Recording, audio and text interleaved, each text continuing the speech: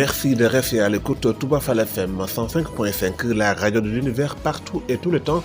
C'est l'heure des brefs d'information. Abou Bousso Imam Yad. Au micro, cher Chérif Hassan qui gère la partie technique. Nous démarrons les brefs. Secrétaire national à la communication de l'ex-parti PASTEF, El Malick Ndiaye, s'est absenté sur la question de la réintégration d'Ousmane Sonko dans les listes électorales.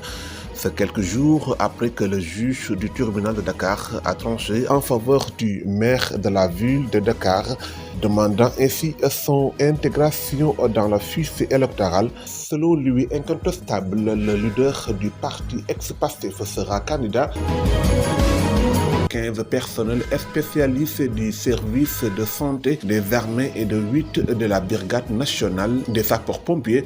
C'est la mission DPC en Guinée, frappé par l'explosion du principal dépôt du carburant du pays. Arrivé lundi soir, le Sénégal dépêche une mission d'appui en Guinée suite à l'incendie qui s'est déclaré à Conakry dans la nuit du 17 au 18 décembre 2023. Elle est composée de 15 personnels spécialistes du service de santé des armées et de 8 de la brigade nationale des sapeurs-pompiers.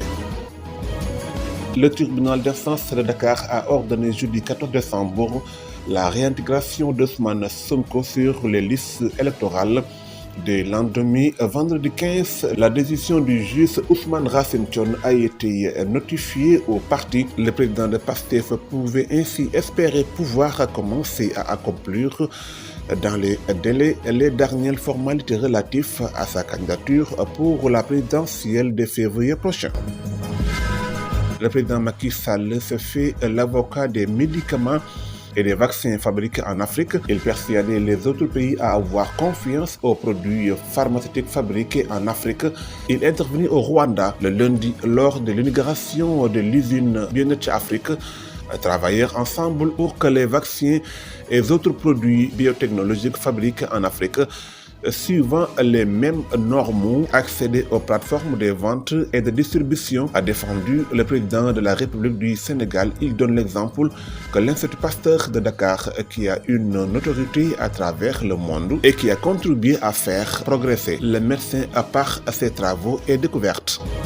Hors de chez nous, Congo, la campagne officielle s'affiche ce lundi soir. Près de 44 millions de Congolais sont appelés à élire leurs présidents députés nationaux aux provinciaux ainsi que les conseils communaux. Les petits candidats cherchent à se faire une place sur la scène politique où les campagnes font loi dans le pays. Le président sortant est candidat à sa propre succession, Félix Tshisekedi, mais l'axe sur la mesure phare de son quinquennat, la gratuité de l'enseignement. En Égypte, le président s'est réélu pour 3e mandat.